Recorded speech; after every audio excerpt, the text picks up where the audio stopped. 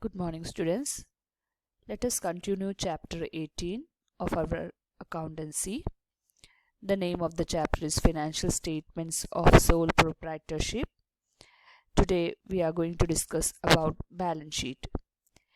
In our previous class we have discussed about trading account and profit and loss account. We also did a problem related to these two accounts.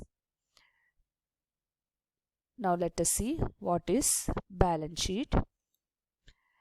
Balance sheet is the statement prepared after preparing trading and profit and loss account. So after preparing trading and profit and loss account, the next account next item which come under the final account is the balance sheet.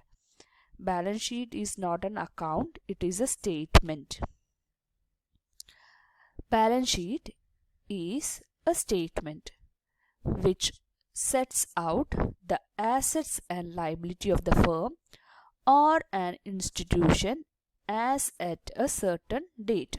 So on a certain date, what is the position of the assets or liability of a firm that is represented through a balance sheet. It shows financial position of a business as a going concern. So balance sheet shows the financial position of the business. Balance sheet is not an account but only a statement of assets and liabilities. So as I told you earlier, balance sheet, it is not an account but it is a statement in which we will come to know about the financial position of the business, and it mainly focus on the assets and liabilities of the business.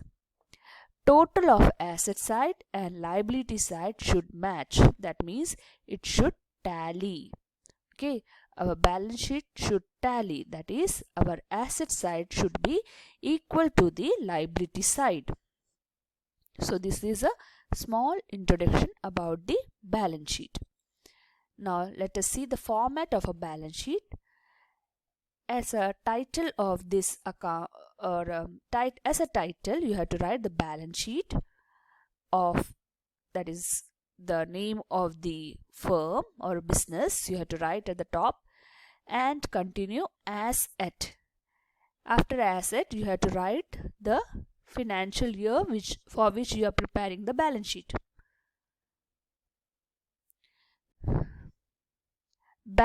In balance sheet, you will find two sides, that is liability side and asset side.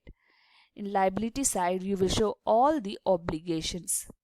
There are two types of liability, internal liability and external liability. External liabilities are those liabilities which we have to pay to the outsiders. And internal liability means capital, which is to be settled among the partners at the time of winding up of the firm. So here in liability, we have the items like sundry creditors, bills payable, bank overdraft, employees provident fund, loans and advances taken, reserves or reserve fund. Then comes capital, in which we can add interest on capital and net profit. And the items which we have to subtract from capital is drawing, income tax, interest on drawing and net loss. So children, you have to understand the format of balance sheet, and as and when the item is given in the question, you have to post it in the liability side accordingly. Next is asset side. In asset side, we have all the fixed asset as well as tangible, intangible, current, non-current, whatever classification we have related to assets, they are posted over here. So cash in hand, cash at bank, bills receivable, sundry debtors, which is also known as book debts, loans and advances, which is given. Loans and advances given or which have a debit balance should be recorded in asset side. Then we have closing stock, loose tools, investments, fixed and furniture and fittings, plant and machinery, land and building, business premises, patents and trademarks, and goodwill. So these are the items which normally comes in asset sides. Okay, and in our previous slide we have discussed that both liability side and asset side should be matching, or it should be equal. Okay, this is the format of a balance sheet. We have a concept like grouping and marshalling of assets and liabilities. So you may have a question like, what is grouping and marshalling of assets and liability? So children, assets and liability are shown in a certain order in the balance sheet. So in a balance sheet, when you show assets and liability, they have an order. Therefore, they should be arranged in certain groups and in certain or particular order. This is called grouping and marshalling of balance sheet. So grouping them together and placing them in some particular order is known as grouping and marshalling of assets and liability. So grouping means what? Grouping means putting items of a similar nature under a common accounting head. So all the current assets will come under that heading. All the current liabilities will be coming under one head.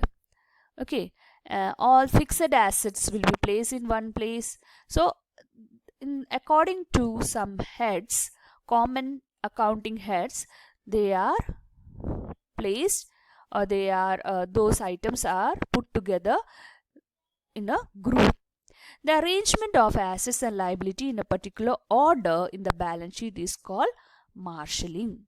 So putting similar items in some common accounting head is known as grouping, and arranging the assets and liability in a particular order in the balance sheet is called as marshalling. Assets and liabilities are shown in the balance sheet either in the order of liquidity or in the order of a performance. So children, you have to understand that assets and liability, they can be shown in balance sheet in two different ways, either in the order of a liquidity or in the order of performance. Now let us see how these arrangements are made. In front of you is the format of balance sheet in the order of liquidity. Now let us see what is in order of liquidity. Liquidity means the facility with which the assets may be converted into cash. Those assets which take more time to convert into cash are written last.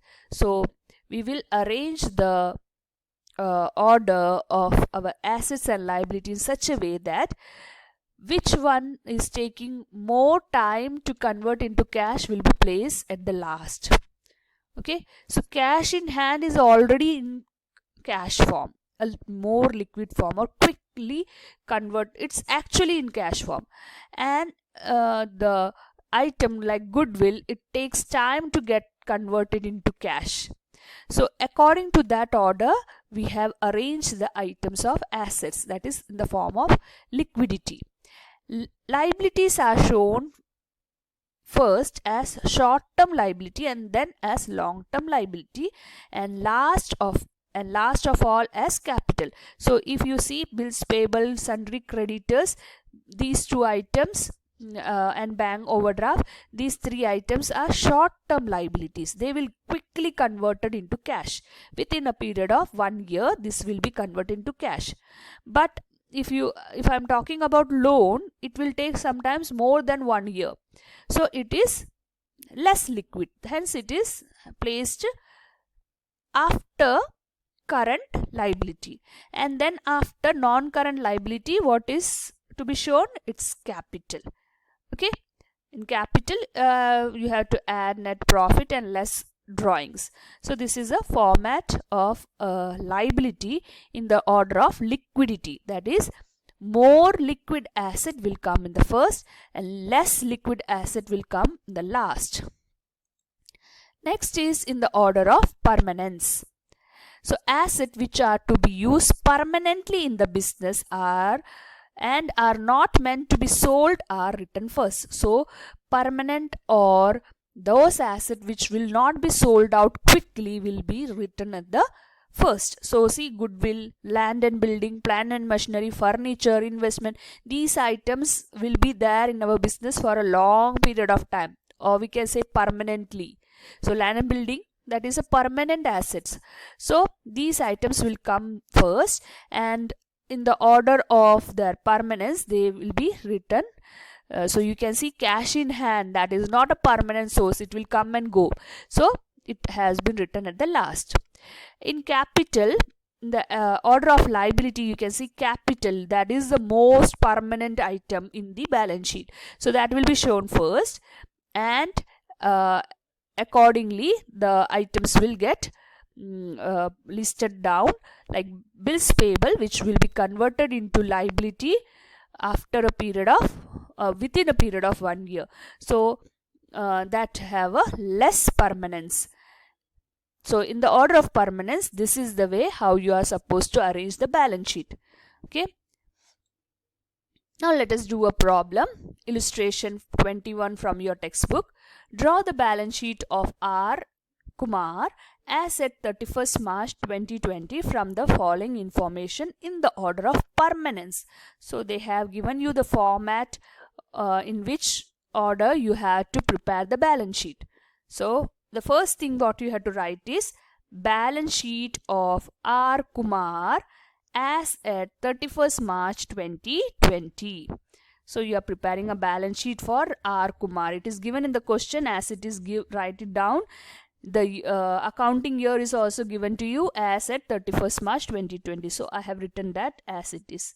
Now the next thing what I have to do over here is, see, liability. We have two sides, liability side and asset side. So that I have written over here. Next is, let us do the liability side first. The first item which should come in the order of permanence in liability side is capital. Okay, so you just find out what is the capital of this firm. Its proprietor's capital amount to 90,000. So that 90,000 I have written over here. Okay, capital amount of 90,000. After reading the question, I understood that proprietor's capital account is given as 90,000. That I wrote it over here. Next item here is I have to add the net profit, which I will get from after preparing profit and loss account. But in this question, you are provided with the profit and loss. See, net profit as per profit and loss account I have been given in the question. So after reading this question, I understood that net profit is 31,000. That I wrote it over here. Okay. Next item in this order is, see, if I read this question, cash in hand, sundry creditor, bills payable, then bills receivable, sundry debtors. So it's the mixture of assets and liabilities, isn't it? Then in the second paragraph it is given machinery, depreciation on machinery, then furniture and fixture is given to you, depreciation on that same is given to you, closing stock amount is given to you, proprietor's capital is given, drawing is given. Okay, so after writing proprietor's capital, the next thing I wrote is net profit. After writing net profit, what is the next item which I have to subtract from capital? It's the drawing. So as per the format I am moving, students. So the next item which I have to subtract from capital is the drawing. After writing this amount, I will subtract 1,21,000 from 8,000. Sorry, 1,21,000 will be subtracted with 8,000. Then I will got 1,13,000. Okay, so capital items is over. Next in this order is current liability. Okay, so current liability given to you in this question is sundry creditor and bills payable. So this two item I will write over here. See, actually after capital it should be the place for non-current liability, but none of the item from non-current liability is given to you in this question. So I will not write that non-current liability over here because it's not given. So what is given? Current liability. I wrote both the items over here with its amount.